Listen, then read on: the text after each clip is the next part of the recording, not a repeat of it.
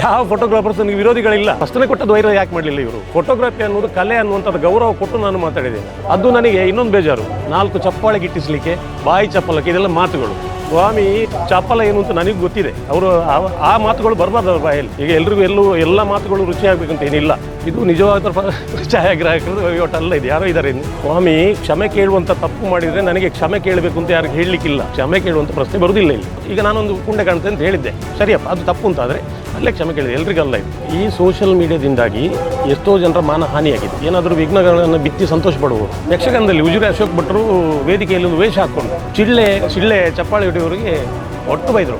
ಒಂದು ಆ ಪಾತ್ರಕ್ಕೆ ಗೌರವ, ಇನ್ನೊಂದು ಇದು ಕೋಳಿಗಟ್ಟವ ಕಂಬಳವ, ನಾವು ಇಲ್ಲಿ ಕೂತ್ಕೊಂಡು ಇದು ಯಕ್ಷಗಾನ ಅಂತ ಕೇಳಬೇಡುವ. ಕಂಬಳ ಕೋಳಿಗಟ್ಟ ಅಂದರೆ ಏನು ಅಷ್ಟೊಂದು ತಾಸಾರವ ಅಶೋಕ್ ಭಟ್ರಿಗೆ? ಆ ವೇಷ ಹಾಕ್ಕೊಂಡು ಕಂಬಳವ ಕೋಳಿಗಟ್ಟವ ಅಂತ ಮಾತಾಡೋದು ಯಾರಿಗೂ ಕೇಳಿಸೋದಿಲ್ಲ. ಬೆನ್ನು ಅಥವಾ ಕುಂಡೆ ಅಂತ ಹೇಳಿದರೆ ದೊಡ್ಡ ಸಂಗತಿ ಆಗ್ತದೆ ಇವರಿಗೆ ಅಲ್ವಾ? ಸಹಸ್ರಲಿಂಗೇಶ್ವರ ದೇವರ ಎದುರಿನಲ್ಲಿ ನಡೆಯುವಂಥ ಕಂಬಳ. ನಾನು ಅಂಥ ಭಾವನೆಯಲ್ಲಿ ಅವರಿಗೆ ಹೇಳಲಿಲ್ಲ. ಅದನ್ನು ಅವರು ಅರ್ಥ ಮಾಡಿಕೊಂಡದಕ್ಕೆ ನಾನು ಜವಾಬ್ದಾರಿ ಅಲ್ಲ.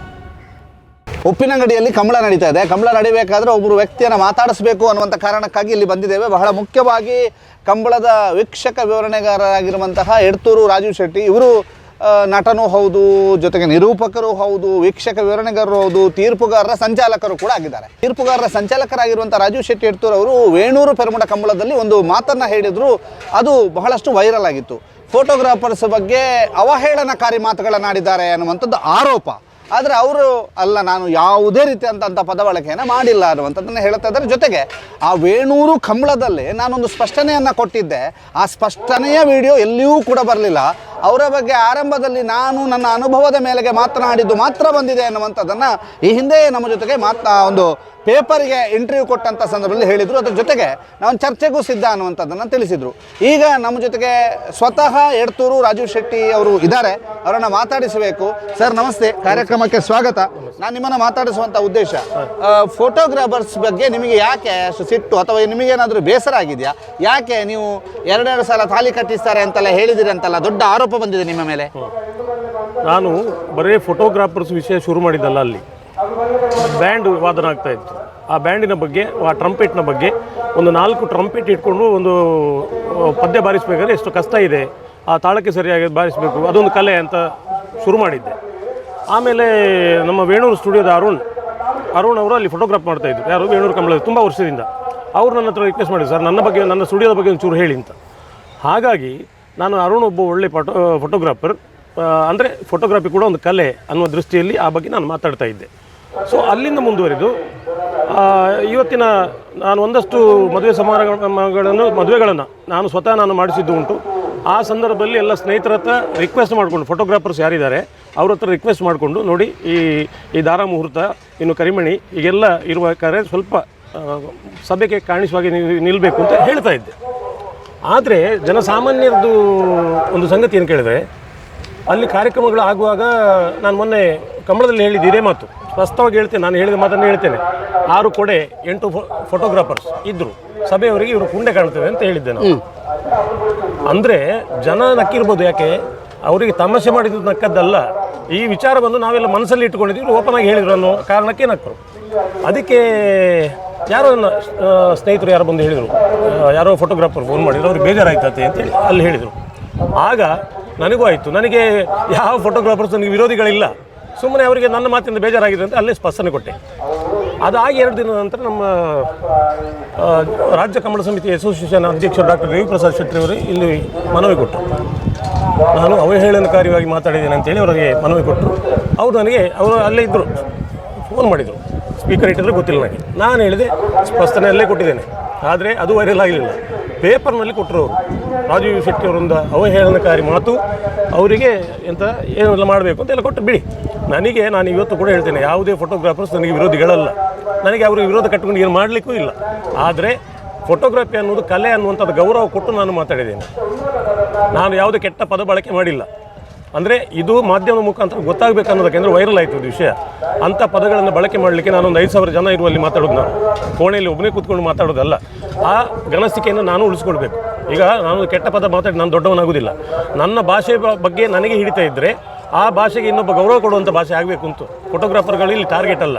ಅದಕ್ಕಿಂತ ಮುಖ್ಯವಾಗಿ ನಮ್ಮ ಮುಂಬೈ ಒಬ್ಬ ಫೋಟೋಗ್ರಾಫರ್ ಮಿತ್ರರಿಗೆ ಒಂದು ಮೆಸೇಜ್ ಕಳಿಸಿದ್ದಾರೆ ಅವರು. ಏನು ಗೊತ್ತಾ ನಿಮಗೆ, ನಾವೆಲ್ಲ ಫೋಟೋಗ್ರಾಫರ್ಸ್ ಎಷ್ಟೋ ಸಲ ಅವಮಾನಗೊಂಡಿದ್ದೇವೆ ನಾವು, ಆದರೆ ನಮ್ಮ ತಪ್ಪು ಕೂಡ ಇದೆ ಅಂತ ಅವರೊಬ್ಬ ಸ್ವತಃ ಫೋಟೋಗ್ರಾಫರ್ ಆಗಿ ಹೇಳಿದ್ದಾರೆ. ಅಂದರೆ ನಾವು ಹೋಗ್ತೇವೆ ಸಮಾರಂಭಕ್ಕೆ ಮೊದಲೇ ಹೋಗ್ತೇವೆ ಹಾಲಿಗೆ, ಫಸ್ಟ್ ರೋದಲ್ಲಿ ನಮ್ಮ ಕ್ಯಾಮರಾ ಸ್ಟ್ಯಾಂಡು ಬ್ಯಾಗ್ ಎಲ್ಲ ಇಟ್ಟಿರ್ತೇವೆ, ಬಂದ ಅತಿಥಿಗಳು ಎಲ್ಲಿ ಕೂತ್ಕೊಳ್ಳೋದು. ಇನ್ನು ಕೆಲವರೊಂದು ಈಗ ವಿಶ್ ಮಾಡುವಾಗ ಅಂದರೆ ವಿಶ್ ಮಾಡ್ಬೇಕಾದ್ರೆ ಅಲ್ಲಿ ನಿಂತಿರ್ತಾರೆ ಫೋಟೋಕ್ಕೆ, ಎಲ್ಲ ಮದುಮಗಳ ಹತ್ರ ಮಾತಾಡ್ತಿರ್ತಾರೆ. ಆಗ ಒಬ್ಬ ಫೋಟೋಗ್ರಾಫರ್ ಹಿಡಿದ್ರಿ ಈ ಥರದ ಬಯಸಿದ್ರು ನನ್ನ ಅನುಭವಕ್ಕೆ ಬಂದಿದೆ. ಈ ಅನುಭವಗಳನ್ನು ಇಡೀ ಅವರ ಈಗ ಏನು ಅಸೋಸಿಯೇಷನ್ ಇದೆ ಅದಕ್ಕೊಂದು ಅಧ್ಯಕ್ಷರು ಅಂತಿದ್ದಾರೆ, ಅಂದರೆ ಅವರ ವ್ಯವಸ್ಥೆಗಳು ಸುಧಾರಣೆ ಆಗಬೇಕನ್ನೋದು ನಮ್ಮ ಕಾಳಜಿ. ಬಿಟ್ಟರೆ ಅವ್ರ ಹತ್ರ ನನಗೇನಿದೆ, ನನಗೆ ಅಷ್ಟು ಹಳೆಯ ಸ್ನೇಹಿತರಿದ್ದಾರೆ ಫೋಟೋಗ್ರಾಫರ್ಸ್. ಈಗ ನನ್ನ ಮನೆಯ ಕಾರ್ಯಕ್ರಮವನ್ನು ನಾನು ಫೋಟೋಗ್ರಾಫರ್ನೇ ಬಳಕೆ ಮಾಡಿದ್ದಿಲ್ಲ, ಹಾಗಾಗಿ ಅವರಿಗೆ ಡೈರೆಕ್ಷನ್ ಕೊಡಬಲ್ಲೆ, ಫೋಟೋ ತೆಗಿಲಿಕ್ಕೆ ನಂಗೆ ಗೊತ್ತಿಲ್ಲ. ಆದರೆ ನನ್ನ ಒಂದು ವಿನಂತಿ, ಮಾಧ್ಯಮದ ವಿನಂತಿ ಏನು ಕೇಳಿದರೆ, ಇನ್ನು ಮುಂದಕ್ಕಾದರೂ ಮದುವೆ ಸಮಾರಂಭಗಳು ಆದಾಗ ಭಾಳ ಪ್ರಾಮುಖ್ಯವಾಗಿ ನಾನು ಹೇಳೋದು ಯಾಕೆ ಹೇಳಿದರೆ, ಈಗ ಒಂದು ಮದುಮಗಳು ಅವರ ಅಜ್ಜಿನ ಯಾರು ಪ್ರಾಯದವರು ಇರ್ತಾರೆ, ಅವರು ಮದುವೆ ಒಂದು ತುಳಿನಲ್ಲಿ ಮಾತಿದೆ, ಎನ್ನ ಪುಳ್ಳಿನ ಮದುವೆ ದುಡ್ಡು ಸೈತಿಲ್ಲವಲ್ಲ ಹೆಜ್ಜೆ ಅಂತೇಳಿ, ಅಂಥವರು ವೇದಿಕೆ ಬರಲಿಕ್ಕೆ ಆಗೋದಿಲ್ಲ, ಸಭೆಯಲ್ಲಿ ಕೂತಿರ್ತಾರೆ. ಅವರಿಗೆ ಅವರ ಪುಳ್ಳಿ ಮೊಮ್ಮಗನ ಮದುವೆ ನೋಡಬೇಕು, ಅವರಿಗೆ ಕಣ್ಣು ತುಂಬಿಸ್ಕೊಳ್ಬೇಕು. ಈ ಫೋಟೋಗ್ರಾಫರ್ಸ್ ಅಡ್ಡ ಇರ್ತಾರೆ, ಅವ್ರದ್ದೇನು ಕಾಳಜಿ ಫೋಟೋಗ್ರಾಫರ್ಸದು ಫೋಟೋ ಚೆನ್ನಾಗಿ ಬರಬೇಕು ಅಂತ. ಈಗ ಅವ್ರು ತಪ್ಪು ಮಾಡ್ತಾರೆ ಅಂತೆಲ್ಲ ಹೇಳಿದ್ದು ನಾನು, ಗೊತ್ತಿಲ್ಲದೆ ತಪ್ಪಾಗಿ ಬಿಡ್ತದೆ. ಅದನ್ನು ಒಂದು ಕಡೆ ಹೇಳಿದರೆ ಅದು ಅಷ್ಟು ದೊಡ್ಡ ಅವಹೇಳನಕಾರಿ ಹೇಗಾಗುತ್ತೆ ಅಂತ ಕೇಳೋದು. ಅಲ್ಲಿ ಅವಹೇಳನಕಾರಿ ಮಾತುಗಳು ಎಲ್ಲಿ ಬಂತು, ಒಂದು ಶಬ್ದ ಆದರೂ ಬಂದಿದೆಯಾ? ನನಗೆ ಗೊತ್ತುಂಟು ಸ್ವಾಮಿ, ನಾನು ಎಲ್ಲ ಶಬ್ದಕೋಶಗಳನ್ನು, ನನಗೆ ಅಲ್ಲಿ ಯಾರು ಫೋಟೋಗ್ರಾಫರ್ ಹೇಳ್ತಾ ಇದ್ರು 4 ಜನ ನಗಾಡ್ತಾರೆ ಅಂತ ಮಾತಾಡೋದು, ಬಾಯಿ ಚಪಲಕ್ಕೆ ಮಾತಾಡ್ತೇನೆ ಸ್ವಾಮಿ. 30-35 ವರ್ಷ ಆಯಿತು ಕಮಲ ಕ್ಷೇತ್ರಕ್ಕೆ ಬಂದು, 18 ಗಂಟೆ ಕಂಟಿನ್ಯೂಸ್ ಕೂತು ಮಾತಾಡಿದ್ದೇನೆ ನಾನು. ಚಪಲ ಏನು ಅಂತ ನನಗೆ ಗೊತ್ತಿದೆ. ಅವರು ಆ ಮಾತುಗಳು ಬರಬಾರ್ದು ಅವ್ರ ಬಾಯಲ್ಲಿ. ನಾನು ಸಾಮೂಹಿಕವಾಗಿ ಯಾರನ್ನು ಅಪಮಾನ ಮಾಡಲಿಕ್ಕೆ ನಾನು ಜನ ಅಲ್ಲ, ನನಗೂ ಅದರಲ್ಲಿ ತೊಂದರೆ ಬರ್ತದೆ. ಅದೇ ಸರಿ, ದೇವರು ಇಲ್ಲಿವರೆಗೆ ಸರಿ ಬುದ್ಧಿ ಕೊಟ್ಟಿದ್ದಾನೆ. ಹಾಗಾಗಿ ಛಾಯಾಗ್ರಾಹಕರ ಬಗ್ಗೆ ನಮಗೆ ಏನು ಅಸಮಾಧಾನ ಇಲ್ಲ. ಅವರು ಅದನ್ನು ಹೇಗೆ ಸ್ವೀಕಾರ ಮಾಡ್ತಾರೋ ಗೊತ್ತಿಲ್ಲ. ಈಗ ಎಲ್ರಿಗೂ ಎಲ್ಲ ಮಾತುಗಳು ರುಚಿ ಆಗಬೇಕಂತ ಏನಿಲ್ಲ. ಬಟ್ ಕೆಲವರು ಕೆಲಸ ಉದ್ಯೋಗ ಮಾಡುವವರು ಅವರ ವೃತ್ತಿಗೆ ಮೊದಲು ಗೌರವ ಕೊಡಬೇಕು. ಈಗ ನಾನಾಗಲಿ ಯಾರೇ ಆಗಲಿ, ಈಗ ಇಲ್ಲಿ ಕಂಬಳದಲ್ಲಿ ಮಂಜೋಟಿಯಿಂದ ಅಲ್ಲಿಗೆ ಕೋಣ ಉಳಿಸ್ಲಿಕ್ಕೆ ಆಗ್ತದೆ, ಆ ಥರ ಮಾಡಿದರೆ ಹೇಳಬೇಕಲ್ಲ, ಅದು ಸರಿಯಲ್ಲ ಅಂತ. ಹಾಗಾಗಿ ಸರಿ ಅಲ್ಲ ಅಂತ ಹೇಳುವಂಥ ಸ್ವಾತಂತ್ರ್ಯ ನಮಗುಂಟು ಯಾವಾಗಲೂ, ಯಾವುದೇ ಫೀಲ್ಡ್ ಇರಲಿ. ಅದು ಸರಿ ಇದ್ದದನ್ನು ಸರಿ ಅಂತಲೇ ಹೇಳೋದು ನಾವು. ಈಗ ಇನ್ನೂ ಕೂಡ ನಾನು ಹೇಳೋದು, ಮದುವೆಗೆ ಮೊದಲೇ ಇವರು ಕ್ಯಾಮ್ರಾ ಎಲ್ಲಿ ಫಿಕ್ಸ್ ಮಾಡಬೇಕು, ಲೈಟಿಂಗ್ ಎಲ್ಲಿ ಇಡಬೇಕು, ಮೊದಲೇ ಇವರು ಪ್ರಿಪೇರ್ ಆಗಿರಬೇಕು. ದಾರ ಮುಹೂರ್ತ, ಕರಿಮಣಿ ಧಾರಣೆ, ಮಾಲೆ ಧಾರಣೆ, ಇದೆಲ್ಲ ಸಭೆಗೆ ಅಂದರೆ ಮುಂದಿನ ಪೀಳಿಗೆಗೆ ಹೇಗೆ ಕ್ರಮ ಅಂತೇಳಿ ದಾಟಿಸುವಂಥ ಕೆಲಸ ಆಗಬೇಕು. ಅದಕ್ಕೆ ಛಾಯಾಗ್ರಾಹಕರು ಅಡ್ಡ ಬರಬಾರ್ದು ಅಂತ ಹೇಳೋದು ನಮ್ಮ ಕಾಳಜಿ ಇರೋದು. ಬಿಟ್ಟರೆ ನಮಗೆ ಅವ್ರ ಹತ್ರ ಏನೂ ಇಲ್ಲ. ಅವರೆಲ್ಲ ನಮ್ಮ ಸ್ನೇಹಿತರೆ, ಯಾರು ಮಾತಾಡಿದರೆ ಗೊತ್ತಿಲ್ಲ, ಅದರ ಹಿಂದೆ ಯಾರಿದ್ದಾರೆ, ಯಾರು ಬೇಕಾದ್ರೆ ಇರಲಿ, ನನಗೇನು ಆ ತಲೆಬಿಸಿ ಇಲ್ಲ. ಆದರೆ ನನ್ನ ಸ್ನೇಹಿತರು ನಮ್ಮನ್ನು ಯಾಕೆ, ನಾನು ಅವ್ರಿಗೆ ಏನಾದರೂ ವೈಯಕ್ತಿಕವಾಗಿ ಏನಾದ್ರು ಮಾಡಿದ್ದೇನೆ ಇಲ್ಲ, ಮತ್ತು ಯಾಕೆ ಇವರಿಗೆ ಅದೇ ಇದು ವೈರಲ್ ಯಾಕೆ ಆಗಲಿಲ್ಲ? ನಾನು ಸ್ಪಷ್ಟನೆ ಕೊಟ್ಟದ್ದು ವೈರಲ್ ಯಾಕೆ ಮಾಡಲಿಲ್ಲ ಇವರು? ನನ್ನ ಪ್ರಶ್ನೆ ಇರೋದು ಅದು. ಅದೇ ಆ ಫೋಟೋಗ್ರಾಫರ್ ಹೊಗಳಿದ್ದು ಯಾಕೆ ಬರಲಿಲ್ಲ? ಈಗ ಅರುಣ್ ಎಂಬ ಹುಡುಗನನ್ನು ಒಳ್ಳೆ ಫೋಟೋಗ್ರಾಫರ್ ಅಂತ ಹೊಗಳಿದ್ದೇನೆ ನಾನು, ಅದು ಯಾಕೆ ವೈರಲ್ ಮಾಡಲಿಲ್ಲ? ಬರೀ ಪೇಪರಲ್ಲಿ ಬಂದು ನ್ಯೂಸನ್ನು ವೈರಲ್ ಮಾಡಿರಲ್ಲ, ಬಾಕಿದೆಲ್ಲ ವೈರಲ್ ಆಗೋದಿಲ್ಲ ಯಾಕೆ? ಆಗ ನನಗೆ ಸಂಶಯ ಬರ್ತದೆ. ಅಂದರೆ ಇದು ನಿಜವಾದ ಛಾಯಾಗ್ರಾಹಕರದ್ದು ವಹಿವಾಟಲ್ಲ, ಇದು ಯಾರೋ ಇದ್ದಾರೆ. ಯಾರು ಇರ್ಬೋದು ನಿಮಗೆ ಯಾಕೆ ಈ ಯಾರೋ ಇದ್ದಾರೆ ಅನ್ನುವಂಥ ಅನುಮಾನ? ಈ ವೃತ್ತಿ ಮತ್ಸರ ಅನ್ನೋದು ಎಲ್ಲ ಫೀಲ್ಡಲ್ಲಿ ಇದೆ. ಈಗ ನಿಮ್ಮನ್ನೇ ತಗೊಂಡ್ರೆ, ನಿಮ್ಮ ಸುದ್ದಿ ಚಾನಲ್ನಲ್ಲಿ ನೀವು ಮುಖ್ಯಸ್ಥ ಅಂತ ಇಟ್ಕೊಳ್ಳಿ, ಇನ್ನೊಬ್ಬ ಬೆಳೀಲಿಕ್ಕೆ ನೀವು ಬಿಡಿಲ್ಲ ಅಂತ, ಅವು ಬೆಳೆಯುವ ರೂಟ್ ಹೇಗೆ ಅಂತ ಅವ್ರಿಗೆ ಗೊತ್ತಿಲ್ಲ. ಸೊ ಹಾಗಾಗಿ ನೀವು ಬೆಳೆದಾಗ, ನಿಮ್ಮ ಬಗ್ಗೆ ಒಳ್ಳೆ ಮಾತುಗಳು ಬಂದಾಗ, ನಾನು ಎಲ್ಲೋ ಸೈಡಿಗೆ ಹೋಗ್ತೇನೆ ಅಂತ ಅವನಿಗೆ ಮಾನಸಿಕವಾಗಿ ಆಗೋದು. ಬೆಳೆಯುವುದು ಅಂದರೆ ನಿಮ್ಮನ್ನು ಓವರ್ಟೇಕ್ ಮಾಡಿ ಹೋಗೋದಾಗೆ ನಾನು ಬೆಳೆಯಬೇಕು ಅನ್ನೋದು ನಾನು ತೀರ್ಮಾನ ಮಾಡಬೇಕು. ಅದು ಬಿಟ್ಟು ನಿಮ್ಮ ಹತ್ರ ಮತ್ಸರ ಮಾಡೋದಲ್ಲ, ಅದು ವೃತ್ತಿ ಮತ್ಸರ ಅಂತ ಹೇಳೋದು. ಅದು ಎಲ್ಲ ಜಾಗದಲ್ಲೂ ಇದೆ. ಆದರೆ ನಮ್ಮ ಪ್ರಯತ್ನ ಏನು? ವೃತ್ತಿ ಮತ್ಸರ ಅಲ್ಲ, ನಾವು ವೃತ್ತಿಯನ್ನು ಬೆಳೆಸ್ಕೊಂಡು ಹೋಗಿದೆ ಅಂತ ಅದು ಆಲೋಚನೆ ಮಾಡಿದರೆ ನೀವು ಮನುಷ್ಯ ಆಗ್ತೀರಿ, ನಾನು ಮನುಷ್ಯ ಆಗ್ತೇನೆ.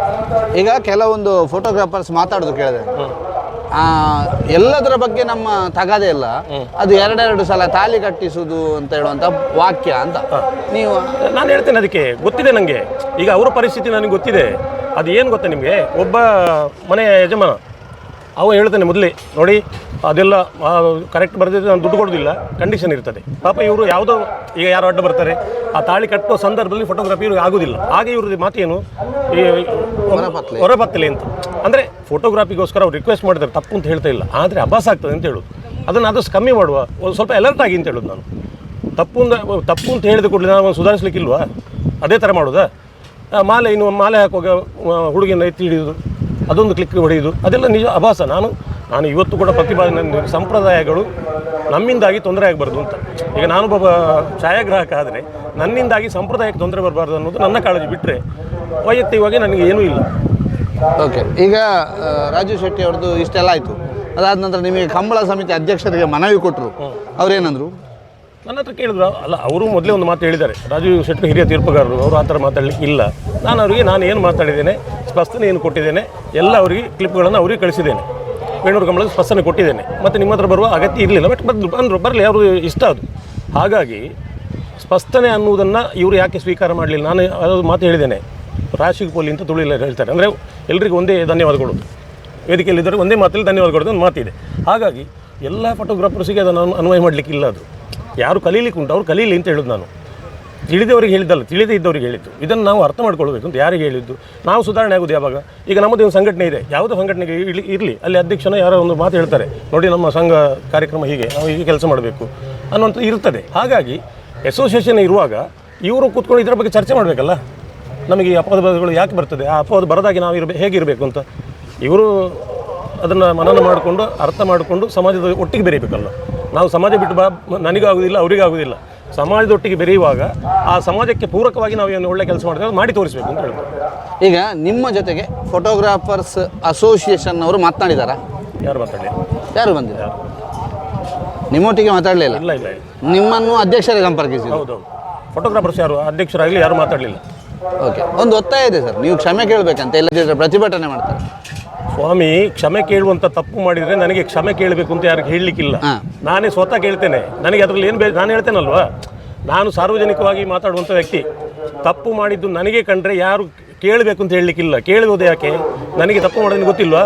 ಸಾರ್ವಜನಿಕವಾಗಿ ಕ್ಷಮೆ ಕೇಳ್ತೇನೆ. ಅಂತ ತಪ್ಪುಗಳಾದರೆ ನಿರೂಪಣೆ ಮಾಡಿ. ನೀವು ಏನು ತಪ್ಪು ಮಾಡಿದರೆ ನಿರೂಪಣೆ ಮಾಡಿ. ಒಂದು ಶಬ್ದ ಆದರೂ, ಒಂದು ಕೆಟ್ಟ ಶಬ್ದ ಅದರಲ್ಲಿ ಬಂದಿದ್ದರೆ ಅದು ನಿರೂಪಣೆ ಮಾಡಿ ಕ್ಷಮೆ ಕೇಳಲಿಕ್ಕೆ ನಾನು ರೆಡಿ ಇದೆ. ಆದರೆ ಯಾವುದೇ ತಪ್ಪು ಮಾಡಿದ್ರೆ ಕ್ಷಮೆ ಕೇಳಲಿಕ್ಕೆ ಅಂತ ಉಂಟು. ಇನ್ನು ಪ್ರತಿಭಟನೆ ಯಾರ ಹತ್ರ ಮಾಡೋದು? ಇಲ್ಲಿ ಕಂಬಳ ಆಯೋಜನೆ ಮಾಡೋದು ಅಶೋಕ್ ರೈ ಅವರು, ಅವ್ರ ಹತ್ರ ಇಲ್ಲಿ ಬಂದು ಪ್ರತಿಭಟನೆ ಮಾಡಲಿಕ್ಕೆ ಆಗ್ತದೆ? ಸ್ವತಃ ನನ್ನನ್ನೇ ಪ್ರತಿಭಟನೆ ಮಾಡಬೇಕು ಇವರು ಅಲ್ವಾ? ಯಾವ ಕಂಬಳಕ್ಕೆ ಬಂದು ಪ್ರತಿಭಟನೆ ಮಾಡಿದ್ರೆ ಹೇಗೆ ಅದು? ಈ ಪ್ರತಿಭಟನೆ ಅನ್ನೋ ಶಬ್ದಕ್ಕೂ ಸ್ವಲ್ಪ ಈಗ ಪರ್ಮಿಷನ್ ಬೇಕು. ಇಲ್ಲಿ ಪ್ರತಿಭಟನೆ ಮಾಡಿದರೆ ಪೊಲೀಸ್ ಪರ್ಮಿಷನ್ ಆಗಬೇಕು, ಅಶೋಕ್ ರೈ ಅವರು ಒಪ್ಪಬೇಕು ನನ್ನ ಕಂಬಳದಲ್ಲಿ ನೀವು ಪ್ರತಿಭಟನೆ ಮಾಡಿ ಅಂತ. ಹೇಗೆ ಮಾಡಿ? ಅದೊಂದು ಮಾತು ಅದು. ಅದಕ್ಕೆ ನನ್ನನ್ನು ನೇರ ಸಂಪರ್ಕಿಸಿ ನನ್ನೊಂದು ಮಾತುಕತೆ ಮಾಡಿ, ನೀವು ಈ ಥರ ಯಾಕೆ ಹೇಳಿದ್ರೆ ಕೇಳಿದರೆ ಅವರು ಕ್ಲಿಯರ್ ಆಗ್ತಿತ್ತಲ್ಲ.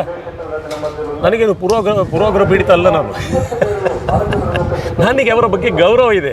ಆ ಗೌರವವನ್ನು ಹಾಳು ಮಾಡಿಕೊಂಡು ಬಿಟ್ಟರೆ ನನಗೇನೂ ಇಲ್ಲ. ಅಂದರೆ ಎಲ್ಲರೂ ಅಲ್ಲ, ಸ್ವಲ್ಪ ಜನ ಅದರಲ್ಲಿ ಇದ್ದವರು, ಸ್ವಲ್ಪ ಜನ, ಒಂದು 10%, 99% ನಮಗೆ ಬೇಕಾದವರು. ನನಗೆ ಎಷ್ಟೋ ಜನ ಹಿರಿಯ ಛಾಯಾಗ್ರಾಹಕರು ಫೋನ್ ಮಾಡಿದ್ದಾರೆ. ಈ ಅಸೋಸಿಯೇಷನ್ ಅಧ್ಯಕ್ಷರೆಲ್ಲ ಫೋನ್ ಮಾಡಲಿಲ್ಲ, ಬಾಕಿ ಅವರೆಲ್ಲ ಫೋನ್ ಮಾಡಿದ್ರು. ಅಲ್ಲ ಶೆಟ್ರ, ನೀವು ಏನು ತಪ್ಪು ಮಾತಾಡಿದ್ರಲ್ಲಿ ಏನಿದೆ? ನಾವು ಪ್ರತಿಭಟನೆ ಮಾಡಿ ನಮಗೆ ಮಾತಾಡಲಿಕ್ಕೆ ಗೊತ್ತಿಲ್ಲ. ಅಂದರೆ ಒಂದು ಯಾರಿಗೆ ಸಪೋರ್ಟ್ ಅಂತ ಹೇಳ್ತಾರೆ. ಹಾಗಾಗಿ ಎಷ್ಟೋ ಜನ ಫೋನ್ ಮಾಡಿದ್ದಾರೆ. ಹಾಗಾಗಿ ನಾನು ತಪ್ಪು ಮಾಡಲಿಲ್ಲ, ಅವರಿಗೆ ಒಂದು ತಿಳುವಳಿಕೆ ಕೊಟ್ಟಿದ್ದೇನೆ ಅಂತ ನನಗೆ ಒಂದು ಪ್ರೌಡ್ ಫೀಲ್ ಇದೆ, ಹೆಗ್ಗಳಿಕೆ ಇದೆ ನನಗೆ. ಅಂದರೆ ಏನೋ ತಪ್ಪು ಮಾಡಬಾರ್ದು ಇನ್ನು ಮುಂದೆ.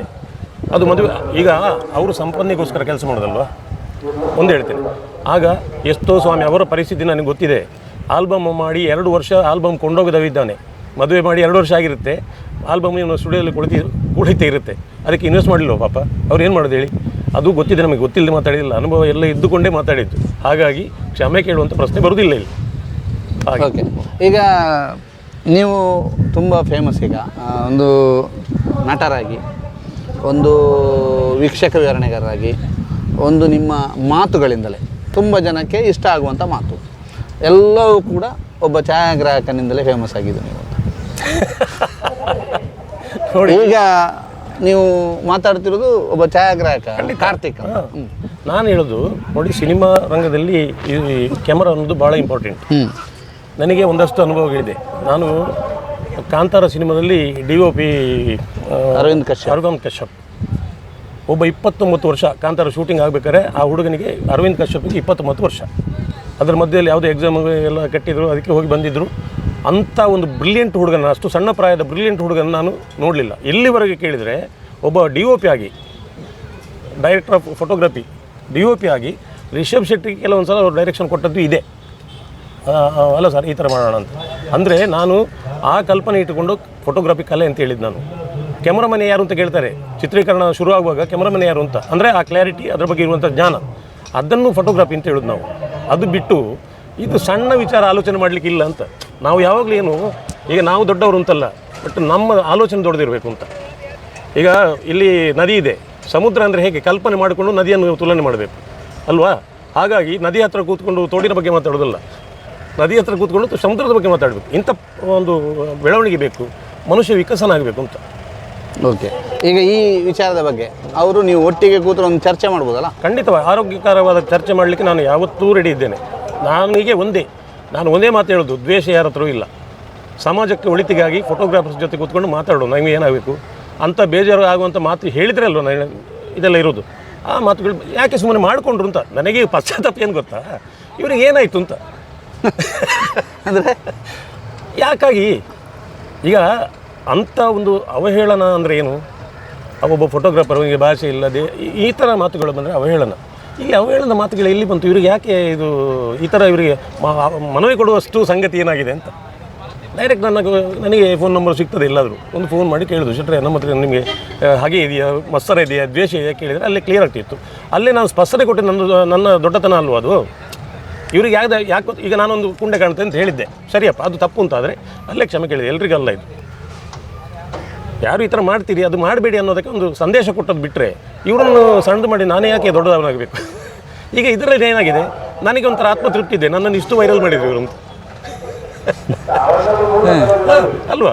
ರಾಜೀವ್ ಶೆಟ್ಟಿ ಅಂದರೆ ಸುದ್ದಿ. ಈಗ ಒಬ್ಬ ಹಳೆಯ ಸ್ನೇಹಿತರಿದ್ದರು ರಾಜಕೀಯದವರು, ಅವರು ಒಂದು ಮಾತು ಹೇಳ್ತಾ ಇದ್ರು, ಪರ ಆಗಲಿ ವಿರೋಧ ಆಗಲಿ ಸುದ್ದಿನೊಂದೇ ಮಾತಾಡಬೇಕು ಅಂತ. ನನಗೆ ಅದು ನೆನಪಿಗೆ ಬಂತು. ವಿಷಯ ಹೀಗೂ ಉಂಟು, ತಪ್ಪು ಮಾಡಿದ್ರು ಸುದ್ದಿಯಲ್ಲಿ ಇರ್ತೇನಲ್ವ. ಹಾಗಾಗಿ ಒಂದು ಕಡೆಯಿಂದ ಥ್ಯಾಂಕ್ಸ್ ಹೇಳಬೇಕು ಅವರಿಗೆ, ಇನ್ನೊಂದು ಕಡೆಯಿಂದ ಈಗ ನನ್ನ ಮಾತುಗಳಿಗೆ ನಾನು ಆತ್ಮವಿಮರ್ಶೆ ಮಾಡಬೇಕು. ನಾನು ಒಬ್ಬ ಮನುಷ್ಯನೇ, ಅವರ ಕಷ್ಟ ಅವರ ಪಾಡು ಗೊತ್ತಿದೆ ನನಗೆ. ನಾನು ನಿಮಗೆ ಹೇಳ್ತೇನೆ, ಒಬ್ಬ ನನ್ನ ಸ್ನೇಹಿತ ಸ್ಟುಡಿಯೋ ಮಾಡ್ಕೊಂಡಿದ್ದ, ಪಾಪ ಏನೋ ತೊಂದರೆ ಆಯಿತು, ಸ್ಟುಡಿಯೋ ಮುಚ್ಚುವಂಥ ಪರಿಸ್ಥಿತಿಯಲ್ಲಿ ನಾನು ಅವನಿಗೇನೋ ಸಹಾಯ ಮಾಡಿ, ಅಂದರೆ ಇದು ದೊಡ್ಡತನ ಅಂತ ಹೇಳ್ತಾ ಇಲ್ಲ, ನಾನು ಮಾಡಿದ್ದನ್ನು ಹೇಳಬಾರ್ದು ಅಂತ ಇದೆ, ಬಟ್ ಅವ್ರ ಬಗ್ಗೆ ಇರೋ ಕಾಳಜಿಯನ್ನು ನಾನು ಹೇಳ್ತಾ ಇದ್ದೇನೆ. ಅವನಿಗೆ ನೀನು ಇಲ್ಲ ಅದನ್ನು ಮುಂದುವರಿಸು, ಏನು ಸಹಾಯ ಮಾಡ್ತೇನೆ, ಸ್ವಲ್ಪ ಸಹಾಯ ಮಾಡಿ ಮತ್ತೆ ಪ್ರಾರಂಭ ಮಾಡಿದ್ದು ನನ್ನ ಚರಿತ್ರೆಯಲ್ಲಿ ಇದೆ. ಹಾಗಾಗಿ ಒಂದು ವೃತ್ತಿ ಅಂತ ಗೌರವ ಕೊಡ್ತೇನೆ, ನನಗೇನಿಲ್ಲ. ನಾನು ನೀವೇ ಹೇಳಿದಾಗೆ ಇಷ್ಟು ಜನರ ಪ್ರೀತಿ ಗಳಿಸಿದೆ ಹೇಗೆ ಅಂತ ಕೇಳಿದರೆ ಆ ಒಂದು ಮಾತಿನಿಂದ. ಆ ಮಾತು ಹೇಗಿರುತ್ತೆ ಅಂದರೆ ಆತ್ಮೀಯತೆಗೆ ಇರಬೇಕು ಅದು. ಈಗ ತುಳುವಿನಲ್ಲಿ ದಾನೆ ಅಂತ ಕೇಳೋದಕ್ಕೆ ದಾನೆ ವ್ಯತ್ಯಾಸ ಇಲ್ವ? ಶಬ್ದ ಅಕ್ಷರ ಎರಡೇ, ದಾನೆ ನಾನೇ ವ್ಯತ್ಯಾಸ. ಹಾಗೆ ಮನುಷ್ಯನ ಭಾವನೆಗಳು, ಅದನ್ನು ಅರ್ಥ ಮಾಡಿಕೊಂಡ್ರೆ ಒಳ್ಳೆಯದು ಅಂತ. ಈಗ ಬಹಳಷ್ಟು ಮಾತುಕತೆ ಆಯಿತು, ಅಂದರೆ ನೀವು ಮಾತಾಡಿದ್ರಿ ಈ ಸೋಷಿಯಲ್ ಮೀಡಿಯಾ ಅನ್ನುವಂಥದ್ದು ಇಮಿಡಿಯೇಟ್ಲಾಗಿ ಒಂದು ಬೆಂಕಿ ಹಚ್ಚುವಂಥದ್ದು, ಸೋಷಿಯಲ್ ಮೀಡಿಯಾದಿಂದಾಗಿ ಏನೆಲ್ಲವೂ ಕೂಡ ಆಗ್ತದೆ. ಸೊ ಏನು ಹೇಳ್ತೀರಿ? ಈಗ ನಿಮ್ಮ cut piece cut and paste ಮಾಡಿ ಕಳಿಸ್ತಾರೆ ಅಂತ. ಈ ಸೋಷಿಯಲ್ ಮೀಡಿಯಾದಿಂದಾಗಿ ಎಷ್ಟೋ ಜನರ ಮಾನ ಹಾನಿಯಾಗಿದೆ. ಕೆಲವರು ವಿಘ್ನ ಸಂತೋಷಿಗಳು ಅಂತ ಇರ್ತಾರೆ, ಅವರಿಗೆ ಏನಾದರೂ ವಿಘ್ನಗಳನ್ನು ಬಿತ್ತಿ ಸಂತೋಷ ಪಡುವವರು ಅಂಥವರು ಕಟ್ ಆ್ಯಂಡ್ ಪೇಸ್ಟ್ ಮಾಡಿ, ಅದು ಹೆಚ್ಚಾಗಿ ನಮ್ಮ ರಾಜಕೀಯದಲ್ಲಿ ಜಾಸ್ತಿ ಇರ್ತದೆ. ಅದು ಎಲ್ಲೋ ಒಂದು ಮಾತು ಹೇಳಿದ್ದನ್ನು ಎಲ್ಲೋ ಅದನ್ನು ತಗೊಂಡೋಗಿ ಏನೋ ಒಂದು ಮಾಡಿ ಹಾಕ್ತಾರೆ. ಅಂದರೆ ಯಾವುದೋ ವಿಚಾರಕ್ಕೆ ಲಾಭ ಗಳಿಸುವಂಥ ಉದ್ದೇಶಗಳು. ಕೆಲವರಿಗೆ ಬೇರೆ ಉದ್ಯೋಗನೇ ಇರೋದಿಲ್ಲ, ಅವರಿಗೆ ಈ ಮೊಬೈಲ್ ಹಿಡ್ಕೊಂಡು ಇಲ್ಲಿ ಏನು ಮಾಡೋದು ಅಂತ ಈ ಆಲೋಚನೆ ಮಾಡುವಂಥ ಒಂದಷ್ಟು ಜನ ಇದ್ದಾರೆ. ಹಾಗಾಗಿ ಇಲ್ಲಿ ಸಮಾಜವನ್ನು ಸುಧಾರಿಸುವ ನಿಟ್ಟಿನಲ್ಲಿ ಈಗ ನಾನು ಕೆಲವೊಂದು ವಿಚಾರಗಳನ್ನು ಕಂಬಳದಲ್ಲಿ ಮಾತಾಡ್ತೇನೆ. ನಮ್ಮ ಕಾಳಜಿ ಏನು ಅಂಥವರಿಗೂ ಒಂದು ಸಂದೇಶ ಕೊಡ್ತೇವೆ ನಾವು. ಮೊಬೈಲ್ ಎಡ್ಡೆಗೆ ಉಪಯೋಗ ಮಾಡಲು, ಹಾಳಿಗೆ ಉಪಯೋಗ ಮಾಡ್ತಾನೆ, ಎಡ್ಡೆ ತಿನ್ನಿಕಲಿಗೆ ಅಂತ ಹೇಳ್ತೇವೆ. ಅಂದರೆ ಈ ಮಕ್ಕಳಿಗೆ ಭಾಳ ನನಗೆ ಕಾಳಜಿ. ಅಂದರೆ ನಾನು ಕೆಲವು ಜೂನಿಯರ್ ಕಾಲೇಜ್ಗಳಲ್ಲಿ ಒಂದಷ್ಟು ವರ್ಷ ಅಧ್ಯಕ್ಷನಾಗಿ ಕೆಲಸ ಮಾಡಿದ್ದೆ. ಕೆಲವೊಂದು ಮಕ್ಕಳು ಬ್ರೈಟ್ ಇದ್ದ ಮಕ್ಕಳು ಸಡನ್ನಾಗಿ ಸೆಕೆಂಡ್ PU ಬರಬೇಕಾದ್ರೆ ಡಲ್ಲಾಗಿ ಬಿಡ್ತಾರೆ. ಕೇಳಿದರೆ ಮನೆಯವರಿಗೆ ಓದ್ತಾರೆ ಅಂತ ಲೆಕ್ಕ, ಬಟ್ ಇವರ ಪುಸ್ತಕದ ಒಳಗಡೆ ಮೊಬೈಲ್ ಇರುತ್ತೆ. ಮನೆಯವರು ಪಾಪ ಅದನ್ನು ಅಬ್ಸರ್ವ್ ಮಾಡಿರೋದಿಲ್ಲ. ಇದನ್ನು ನಾವು ಅಬ್ಸರ್ವ್ ಮಾಡಿ ಆ ಮಕ್ಕಳನ್ನು ಕೂರಿಸಿ ಅವರಿಗೆ ಬೋಧನೆ ಮಾಡಿಸಿದ್ದು ಇದೆ. ಅಂದರೆ ಈ ಸೋಷಿಯಲ್ ಮೀಡಿಯಾ ಎಷ್ಟು ಒಳ್ಳೆಯದಿದೆಯೋ ಅಷ್ಟೇ ಕೆಟ್ಟದ್ದು ಅದರಲ್ಲಿ ಇದೆ. ಅದರಿಂದ 40% ಕೆಟ್ಟವರು ಇದ್ದಾರೆ, ಅಂದರೆ ವಿಘ್ನ ಸಂತೋಷಗಳು ಅಂತ ಹೇಳಿದ್ದು ನಾನು. ಹಾಗಾಗಿ ನಾವು ಒಂದು ಸರಿ ಬಂದಂಥ, ಈಗ ಫೇಕ್ ನ್ಯೂಸ್ ಅಂತ ಎಲ್ಲ ಮಾತಾಡ್ತೇವೆ ನಾವು, ಒಂದು ಸಾರಿ ಬಂದಂಥ ವಿಚಾರಗಳನ್ನು ನಾವು ಮನನ ಮಾಡಬೇಕು. ಇದಾಗಿರ್ಬೋದಾ? ನೋಡಿ, ನನಗೆ ವೇಣೂರು ಕಂಬಳದಲ್ಲಿ ನಾನು ಯಾವುದೋ ಒಂದು ಶಬ್ದ ಬಳಕೆ ಮಾಡಿದ್ದು, ನಾನು ಮಾಡಿದ ಹಾಗೆ ಮಾಡಿ ವೈರಲ್ ಆಗಿದ್ದು. ಅಂದರೆ ಈ ಶೇಖರ್ ಕುಕ್ಕೇಡಿಯವರ ಬಗ್ಗೆ ಒಂದು ಮಾತು ಯಾವುದು. ಶೇಖರ್ ಕುಕ್ಕೇಡಿ ಬ್ರಿಲಿಯಂಟ್ ಮನುಷ್ಯ. ಅದನ್ನು ಪರೀಕ್ಷೆಗೆ ಒಳಪಡಿಸಿ ಅವ್ರು ಪ್ರೂವ್ ಮಾಡಿದರು. ಅದು ನಾನು ಮಾತಾಡಿದಿಲ್ಲ, ಯಾರೋ ಒಂದು ನನ್ನ ವಾಯ್ಸ್ನಾಗೆ ಮಾತಾಡಿ ನಮ್ಮನ್ನೇನೋ ತಾಗಿಸಿ ಇಡಲಿಕ್ಕೆ ಏನೋ ಮಾಡಿದರು. ಇದು ವರ್ಷ ಆಯಿತು ತುಂಬ. ಹಾಗೆ ಕೂಡ ಮಾಡೋರು ಇರ್ತಾರೆ. ಹಾಗಾಗಿ ಈಗ ನಾನು ಹೇಳೋದು ನನ್ನ ಬಗ್ಗೆ ಯಾರಾದರೂ ಮಾತಾಡೋದು ನಾನು ಕೂಲಂಕುಷವಾಗಿ ತನಿಖೆ ಮಾಡಬೇಕು. ಇದು ಯಾರು ಮಾತಾಡಿರ್ಬೋದು, ಯಾಕೆ ಅಥವಾ ಬೇರೆ ಏನು ಕಟ್ಟನ್ ಪೇಸ್ಟ್ ಎಲ್ಲಿದೋ ಒಂದು ಮಾತುಗಳನ್ನು ಕೊಂಡೋಗಿ ಇನ್ನೊಂದು ಕಡೆಗೆ ಜಾಯಿಂಟ್ ಮಾಡಿ ಮಾತಾಡಲಿಕ್ಕೂ ಆಗ್ತದೆ. ಹಾಗಾಗಿ ಸೋಷಿಯಲ್ ಮೀಡಿಯಾ ಒಳ್ಳೆಯದಕ್ಕೆ ಹೇಳಿದ್ರೆ ತುಂಬ ಒಳ್ಳೆಯದು, ಆದರೆ ಅಷ್ಟೇ ಕೆಟ್ಟದ್ದು ಕೂಡ. ಅದು ಮೊಬೈಲ್ನ ಪರಿಸ್ಥಿತಿ ಹಾಗೆ. ಮೊಬೈಲ್ ಯಾರು ಈಗ ಸಣ್ಣ ಸಣ್ಣ ಮಕ್ಕಳನ್ನು ನೋಡಿ, ಮಕ್ಕಳ ಕುತ್ತಿಗೆ ಈ ಥರ ಇದೆ, ಇದೇ ಮೊಬೈಲ್ ನೋಡಿಕೊಡು ಕುತ್ತಿಗೆ ಬಗ್ಗಿದೆ, ಇನ್ನೊಂದು ದಿನ ಹೀಗೆ ಇಲ್ಲಿಗೆ ಕ್ಲಿಪ್ ಹಾಕಿ ಸ್ಟ್ರೈಟ್ ಹೋಗಿ ಮಾಡುವಂಥ ಪರಿಸ್ಥಿತಿ ಬರ್ತದೆ.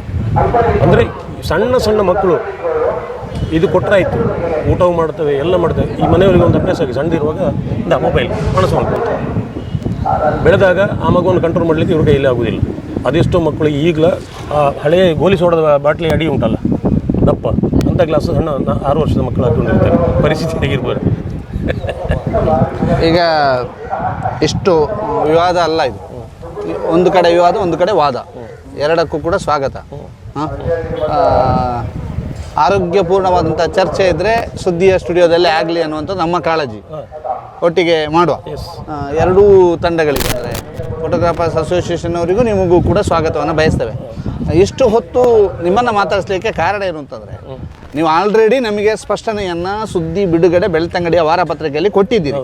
ನಾವು ಕೇಳಿದ ಕೂಡಲೇ ಕೊಟ್ಟಿದ್ದಕ್ಕೆ ಧನ್ಯವಾದ. ಅದರ ಜೊತೆಗೆ ನಮ್ಮ ಒಂದು ಮೀಡಿಯಾದಲ್ಲಿಯೂ ಕೂಡ ನಿಮ್ಮ ಸ್ಪಷ್ಟನೆ ಬರಬೇಕು ಅನ್ನುವಂಥ ಕಾರಣಕ್ಕೋಸ್ಕರವಾಗಿ ಇವತ್ತು ನಿಮ್ಮನ್ನು ಸಂಪರ್ಕ ಮಾಡಿದ್ದೇವೆ, ನಿಮ್ಮ ಜೊತೆಗೆ ಮಾತನಾಡಿದ್ದೇವೆ.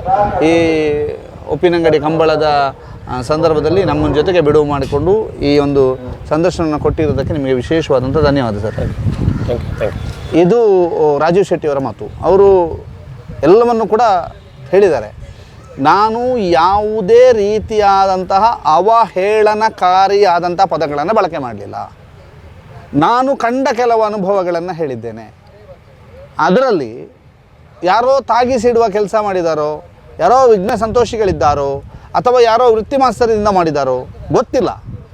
ಆದರೆ ಈ ಫೋಟೋಗ್ರಾಫರ್ಸ್ ನನ್ನ ಹತ್ರನೇ ನೇರವಾಗಿ ಒಂದು ಕರೆ ಮಾಡಿ ಕೇಳ್ಬೋದಿತ್ತು, ಏನು ಯಾಕೆ ಅನ್ನುವಂಥದ್ದು.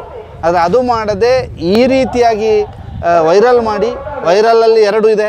ಒಂದು ನಾನು ಆರಂಭದಲ್ಲಿ ಮಾತನಾಡಿದ್ದು, ಮತ್ತು ಅದೇ ಮಾತಿಗೆ ಅದೇ ಕಂಬಳದಲ್ಲಿ ಸ್ಪಷ್ಟನೆಯನ್ನು ಕೊಟ್ಟಿದ್ದೇನೆ. ಆ ಕ್ಲಿಪ್ಪನ್ನು ಯಾವುದೇ ರೀತಿಯದ್ದು ವೈರಲ್ ಮಾಡಲಿಲ್ಲ. ಇನ್ನೊಂದು ಕೇಳಬೇಕಿತ್ತು, ಅರುಣ್ ಅವ್ರು ಏನಂದರು ಅಂತ. ಅರುಣ್ ಅವರು ನನಗೆ, ಅಂದರೆ ನಾನು ಅಲ್ಲಿಗೆ ಅರುಣ್ ಅವರಿಗೆ ಇದು ಗೊತ್ತಿಲ್ಲ ನನಗೆ. ಅರುಣ್ ಅವ್ರನ್ನ ನಾನು ಸಂಪರ್ಕನೇ ಮಾಡಿಲ್ಲ. ಯಾಕೆ ಗೊತ್ತಾ ನನಗೆ, ನಾನು ಹೇಳೋದು ಅಲ್ಲಿ ಅಂಥ ಘಟನೆಗಳಾಗಲಿಲ್ಲ. ಈಗ ಅರುಣನ್ನು ಹೊಗಳಿದ್ದು ನಾನೇ ಅಲ್ವಾ, ಒಳ್ಳೆ ಫೋಟೋಗ್ರಾಫರ್ ಅಂತ ಹೇಳಿದ್ದು ನಾನೇ. ನಾನು ಈ ಸಮಾಜದಲ್ಲಿ ಕೆಟ್ಟ ಸಂಗತಿಗಳಾಗುವಾಗ ಪ್ರತಿಪಾದನೆ ಮಾಡುವಂತಹ ಹಕ್ಕು ಪ್ರತಿಯೊಬ್ಬ ಪ್ರಜೆಗೂ ಇದೆ. ಇದನ್ನು ಎಲ್ಲರೂ ಗಮನದಲ್ಲಿ, ನಾನು ತಪ್ಪು ಮಾಡಿದ್ರೆ ನನ್ನನ್ನು ಟೀಕೆ ಮಾಡುವಂಥ ಹಕ್ಕು ಎಲ್ರಿಗೂ ಇದೆ. ನಾನೇನು ಸರ್ವಜ್ಞ ಏನಲ್ಲ, ನಾನು ತುಂಬ ಕಲೀಲಿಕ್ಕಿದೆ. ಬಟ್ ಅದನ್ನು ಆರೋಗ್ಯಪೂರ್ಣವಾಗಿ ಚರ್ಚೆ ಮಾಡಬೇಕು ಅಂತ ಹೇಳೋದು. ಈಗ ಅಧ್ಯಕ್ಷರ ಹತ್ರ ಹೋಗಿದ್ದಕ್ಕೆ ನಂದು ಆಕ್ಷೇಪ ಅಲ್ಲ, ಅಂಥ ಘಟನೆ ಆಗಿದ್ದರೆ ಹೋಗಬೇಕು. ಇದು ಏನಾಯಿತು, ಕಂಬಳದಲ್ಲಿ ಇಂಥ ಘಟನೆಗಳಾಗ್ತವೆ ಅಂತ ಹೇಳಿದರೆ ಇನ್ನೊಬ್ಬ ಕಂಬಳದ ವಿಷಯ ಗೊತ್ತಿಲ್ಲದವ ಏನು ತಿಳ್ಕೊಳ್ತಾನೆ ಹೇಳಿ ಅಲ್ವಾ.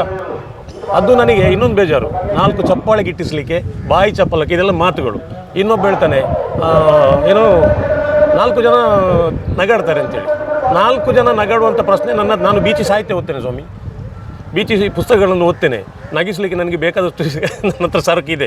ಇವರನ್ನು ಹೇಳ್ಕೊಂಡು ಇವರ ವೃತ್ತಿಗೆ ತೊಂದರೆ ಮಾಡಿಕೊಂಡು ನಗಿಸುವಂಥ ಕಾರ್ಯಕ್ರಮವನ್ನು ನಾನು ಯೋಚನೆ ಕೂಡ ಮಾಡಲಿಲ್ಲ. ಇವತ್ತು ನಾನು ಸ್ಪಷ್ಟವಾಗಿ ಹೇಳ್ತೇನೆ, ಸಹಸ್ರಲಿಂಗೇಶ್ವರ ದೇವರ ಎದುರಿನಲ್ಲಿ ನಡೆಯುವಂಥ ಕಂಬಳ, ನಾನು ಅಂಥ ಭಾವನೆಯಲ್ಲಿ ಅವರಿಗೆ ಹೇಳಲಿಲ್ಲ. ಅದನ್ನು ಅವರು ಅರ್ಥ ಮಾಡಿಕೊಂಡದಕ್ಕೆ ನಾನು ಜವಾಬ್ದಾರಿ ಅಲ್ಲ. ನೋಡಿ, ಮೊನ್ನೆ ಯಕ್ಷಗಾನದಲ್ಲಿ ಉಜಿರೆ ಅಶೋಕ್ ಭಟ್ರು ವೇದಿಕೆಯಲ್ಲಿ ಒಂದು ವೇಷ ಹಾಕ್ಕೊಂಡು ಸಿಳ್ಳೆ ಚಪ್ಪಾಳೆ ಹಿಡಿಯೋರಿಗೆ ಒಟ್ಟು ಬೈದರು, ಏನು ಹಾಗೆ ಹೇಗೆ ಅಂತೇಳಿ. ಒಂದು ಆ ಪಾತ್ರಕ್ಕೆ ಅಗೌರವ, ಇನ್ನೊಂದು ಇದು ಕೋಳಿಗಟ್ಟವ ಕಂಬಳವ, ನಾವು ಇಲ್ಲಿ ಕೂತ್ಕೊಂಡು ಇದು ಯಕ್ಷಗಾನ ಅಂತ ಕೇಳಬೇಡವ. ಅದಕ್ಕೆ ಈ ಪತ್ರಕರ್ತರು ನನಗೆ ಏನು ಪ್ರಶ್ನೆ ಮಾಡೋದಿಲ್ಲ. ಇವರು ಅದನ್ನು ಯಾರು ಅಲ್ಲಿ ಫೋಟೋಗ್ರಾಫ್ ಮಾಡಿದ್ದು ಪತ್ರಕರ್ತ ಇಲ್ವ ಅದನ್ನು, ಅಥವಾ ಛಾಯಾಗ್ರಾಹಕರು ಅದನ್ನು ಯಾಕೆ ಪ್ರಶ್ನೆ ಮಾಡೋದಿಲ್ಲ? ಕಂಬಳ ಕೋಳಿಗಟ್ಟ ಅಂದರೆ ಏನು ಅಷ್ಟೊಂದು ತಾತ್ಸಾರ ಈ ಅಶೋಕ್ ಭಟ್ರಿಗೆ? ಈಗ ಸಮಾಜದ ಡೊಂಕು ತಿದ್ದುವಂಥ ಒಂದು ವೇಷ ಅದು. ಆ ವೇಷ ಹಾಕ್ಕೊಂಡು ಕಂಬಳ ಕೋಳಿಗಟ್ಟವಂತ ಮಾತಾಡೋದು ಯಾರಿಗೂ ಕೇಳಿಸೋದಿಲ್ಲ. ಇದು ಬರೇ ಬೆನ್ನು ಅಥವಾ ಕುಂಡೆ ಅಂತ ಹೇಳಿದರೆ ದೊಡ್ಡ ಸಂಗತಿ ಆಗ್ತದೆ ಇವರಿಗೆ ಅಲ್ವಾ. ಹಾಗಾಗಿ ಅದಕ್ಕೆ ಸೀತಾರಾಮ್ ಕಟೀಲ್ ಉತ್ತರ ಕೊಟ್ಟರು, ನಮಗೆ ಚಪ್ಪಾಳೆ ಮತ್ತು ಶಿಲ್ಲೆ ನಮ್ಮ ಸಂಪತ್ತದು ಅಂತ. ನಾನಿವತ್ತು ಕಂಬಳದಲ್ಲಿ ಸಂಪಾದನೆ ಮಾಡಿದ್ದೆ, ಅದೇ ಸಂಪತ್ತು ಸಂಪಾದನೆ ಮಾಡಿದ್ದು ಅದು. ನಾನೀಗ ಅಲ್ಲಿ ಹೋಗಿ ಮೈಕದಲ್ಲಿ ಹೇಳ್ತೇನೆ, ಇದ್ದವರು ಸುಮ್ಮನೆ ಚಪ್ಪಾಳೆ ಬಿಡಿರಿ ಅಂತ ಬೆಳೀತಾರೆ, ಅವ್ರೇನು ಹುಚ್ಚರಲ್ಲ. ಬಟ್ ಅವರಿಂದ ಖುಷಿ, ರಾಜಣ್ಣ ಬಂದರು ಮೈಕದಲ್ಲಿ, ಎಷ್ಟೋ ಜನ ಕೇಳ್ತಾರೆ, ಇದು ಎತ್ಬಿಟ್ಟು ಮೈಕೊಡು ಕುಲ್ಲು ಮೈಕೊಡು ಕುಲ್ಲರೆ ಬೇನೆ ಹಾಕೊಂಡು ಮತ್ತೆ ಬರ್ತು ಕುಲ್ಲು. ಅಷ್ಟೂ ಜನ ನನ್ನ ಈ ರಾಜ್ಕುಮಾರ್ ಹೇಳಿದಾಗ ಹೇಳ್ಬೇಕಾದ್ರೆ ಅಭಿಮಾನಿ ದೇವರುಗಳು ಅಂತಾರಾಷ್ಟ್ರೀಯ ಮಟ್ಟದಲ್ಲಿ ಇದ್ದಾರೆ. ಅವರು ಫೋನ್ ಮಾಡಿ ನನಗೆ ಹೇಳಿದ್ದಾರೆ, ಶೆಟ್ರೆ ನಿಮ್ಮೊಟ್ಟಿಗೆ ನಾವಿದ್ದೇವೆ, ನೀವು ಅಂಥ ಮಾತುಗಳನ್ನು ಯಾವುದು ಹೇಳಲಿಲ್ಲ ಅಂತ ಅವರು ಹೇಳಿದ್ದಾರೆ. ಅಂಥ ಬೂಸ್ಟ್ ನನಗೆಲ್ಲ ಇದೆ, ಅದು ಉಂಟು ಅಂತೇಳಿ ನಾನು ಯಾರನ್ನು ಸಣ್ಣ ಮಾಡಲಿಕ್ಕೆ ನಾನು ಜನ ಅಲ್ಲ. ಧನ್ಯವಾದ ಸರ್, ಇಲ್ಲಿ ಇಷ್ಟು ಹೊತ್ತು ನಮ್ಮ ಜೊತೆಗೆ ಮಾತನಾಡಿದ್ದಕ್ಕೆ ಮತ್ತು ಈ ಬಗ್ಗೆ ಒಂದು ಸ್ಪಷ್ಟನೆಯನ್ನು ನೀಡಿದ್ದಕ್ಕೆ. ಮತ್ತು ನಿಮ್ಮ ಈ ಮಾತುಗಾರಿಕೆಯಲ್ಲಿ ಜನರನ್ನು ಇನ್ವಾಲ್ವ್ ಮಾಡಿಸಿಕೊಳ್ಳುವಂಥದ್ದು, ಅವರನ್ನು ನಗಿಸುವಂಥ ಕಾರ್ಯ ಮುಂದುವರಿಯಲಿ ಅಂತ ಹೇಳ್ತಾ ನಮ್ಮ ಜೊತೆಗೆ ಇಷ್ಟು ಹೊತ್ತು ಮಾತಾಡಿದ್ದಕ್ಕೆ ಧನ್ಯವಾದ ಸರ್. ಗೌತಮ್ ಶೆಟ್ಟಿ ಮತ್ತು ಕಾರ್ತಿಕ್ ಜೊತೆಗೆ ದಾಮೋದರ ದೊಂಡೋಲೆ, ಸುದ್ದಿ ನ್ಯೂಸ್, ಉಪ್ಪಿನಂಗಡಿ. ಸುದ್ದಿ ಚಾನಲ್, ಕ್ಷಣ ಕ್ಷಣದ ಸುದ್ದಿಗಾಗಿ.